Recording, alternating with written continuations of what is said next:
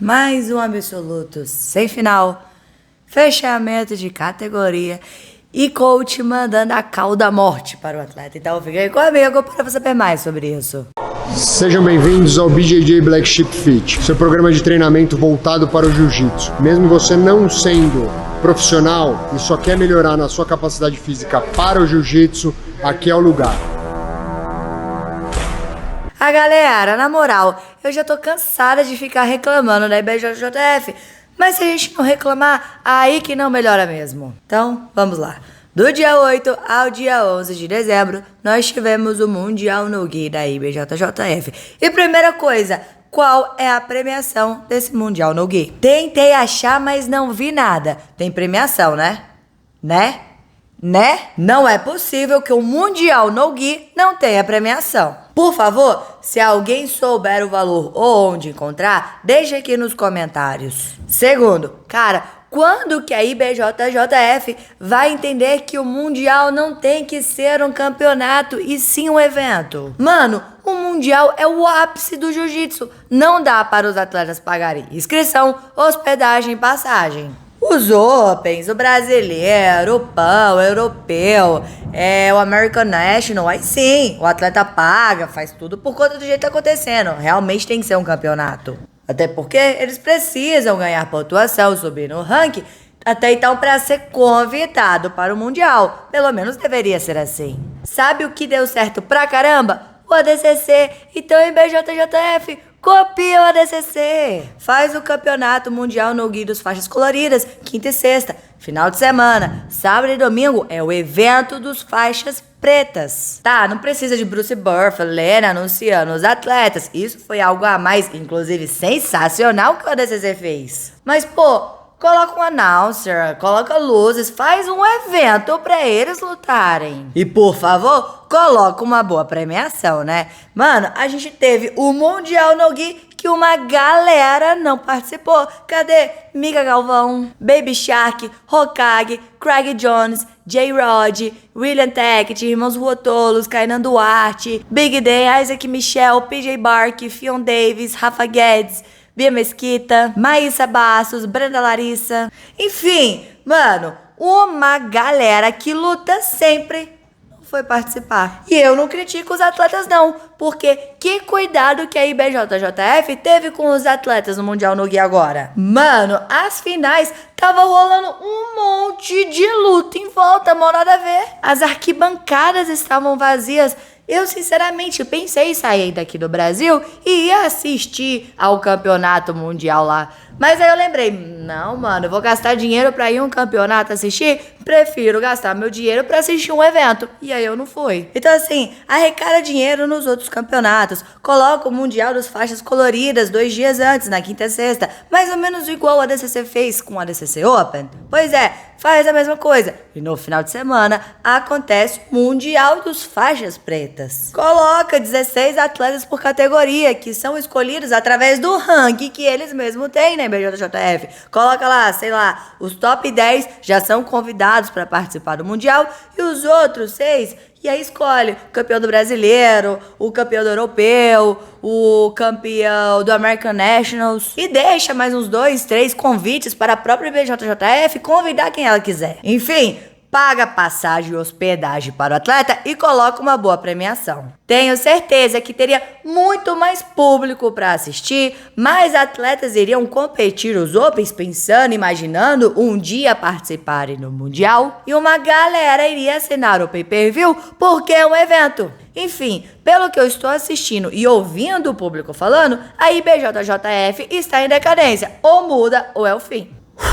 Depois dos desabafos, vamos para os resultados das lutas, a começar pelo masculino peso galo. Tivemos a final entre o Osama contra o Roiter, onde o Osama venceu por 3-2. No peso pluma, a final foi entre o Lucas Pinheiro e o Bebeto Oliveira, onde o Lucas Pinheiro venceu por uma vantagem. No pena, a final foi entre o Gianni Grippo e o Gave, onde o Grippo venceu por 6-4, se tornando tricampeão mundial no gi de preta.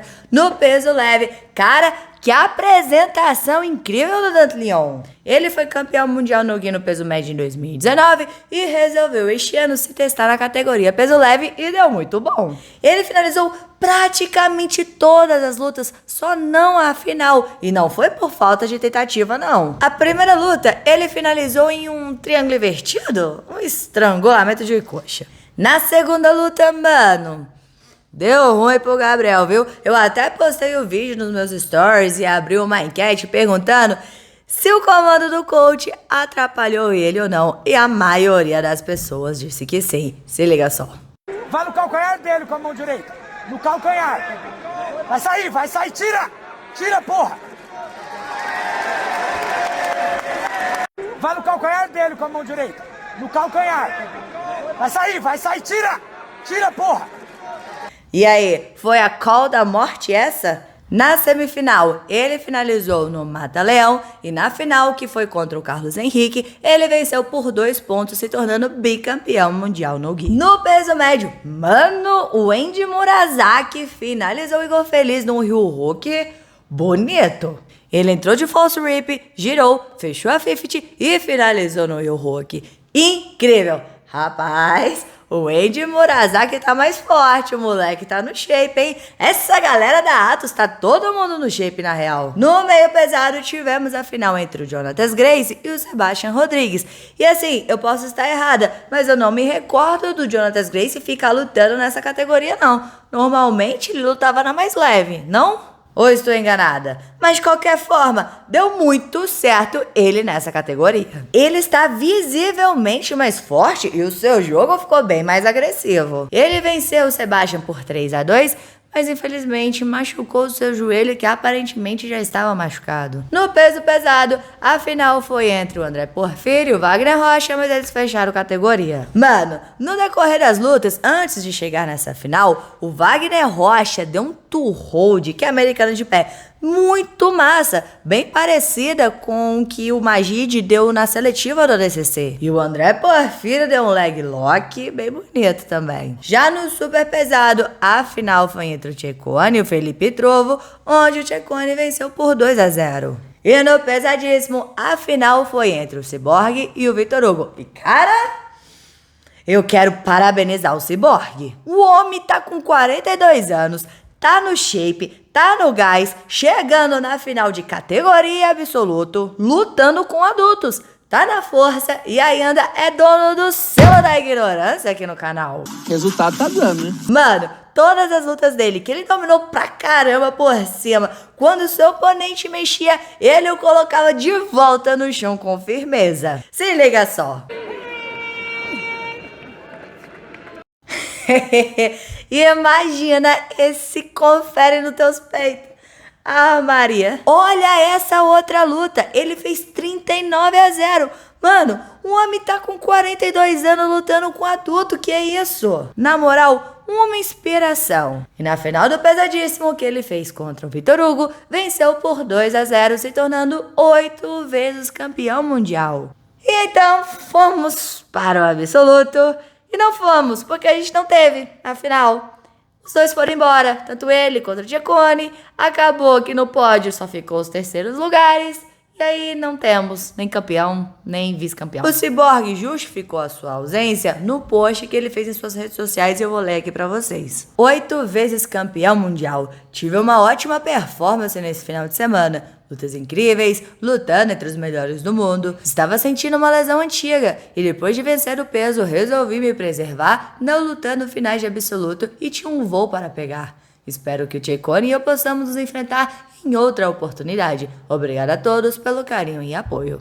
Até o momento em que eu gravo esse vídeo, não tivemos a justificativa do Cecconi. Assim que tiver, eu aviso vocês aqui. Então, se você ainda não é inscrito no canal, se inscreva aí pra você não perder. E assim, nada de final do absoluto, do mundial, do gay. Mas, cara, nem reclamam mais disso, não. Na real, fechamento é culpa da organização. Coloca os dois no mesmo lado da chave. Para de ficar deixando cada um de um lado, que toda vez que tiver essa final, pode ser que a gente não tenha final. Agora, com relação a esse caso, que é do Cyborg e o Cecconi, que eles não apareceram para lutar, cara, sinceramente, eu tentei achar aqui o valor da premiação, eu não achei. Será que teve premiação? Ah, Rafa, mas tem que ter comprometimento. Os atletas, quando eles fazem a inscrição, eles já sabem tudo. Até o valor da premiação, se vai ter ou não. Tá, galera. Sim, eu entendo.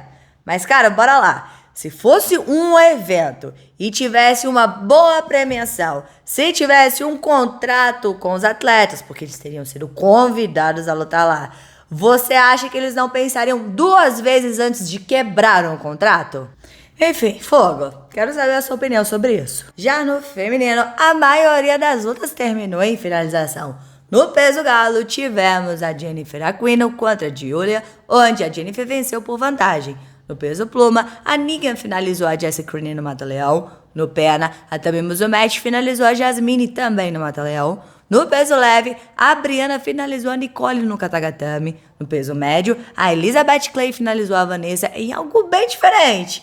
Não sei o que foi não, você sabe? Me fala aqui nos comentários. No meio pesado, a Amy Campo finalizou a Melissa no Mata-Leão. No peso pesado, a Andressa finalizou a Thalita em um leg lock bem bonito, viu? No super pesado, a Letícia Cardoso fechou a categoria com a Luciana Mota. E no absoluto feminino, cara, a Miss Clay me surpreendeu, viu? Eu apostava que a Amy Campo fosse levar essa luta, mas quem levou foi a Elizabeth Clay por 2-0 e com grande domínio. Agora me conta aqui, o que você achou desse Mundial no Gui? Deixa aqui embaixo a sua opinião, bora conversar sobre isso, porque é sempre bom conversar sobre jiu-jitsu. E não se esqueça de se inscrever no canal, curtir e comentar para dar aquela moral pra Rafa, porque aqui tem vídeo de jiu-jitsu todos os dias. Todos os dias, então valeu galera, ficamos por aqui. Tchau, obrigado, irmão.